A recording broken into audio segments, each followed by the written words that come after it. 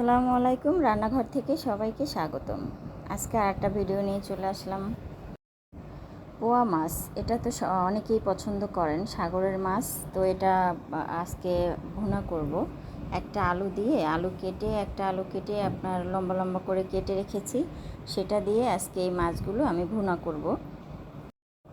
তো আপনার এই মাছ আমি প্রথমত কেটে আপনার ভালোভাবে ধুয়ে হলুদ মরিচ মাখিয়ে আমি তেলে ভাজতেছি। আমার ভাজাটা প্রায় হয়ে গেছে। তো আমি কিভাবে রান্নাটা করেছি সেটা আপনাদের সাথে শেয়ার করতেছি।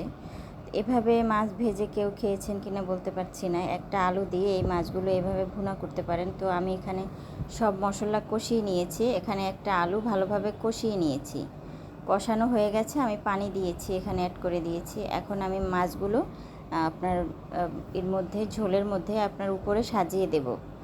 সাজিয়ে আপনার 5 মিনিটের মতো রান্নাটা করে নেব। 5 মিনিট পরে আমার রান্নাটা হয়ে যাবে।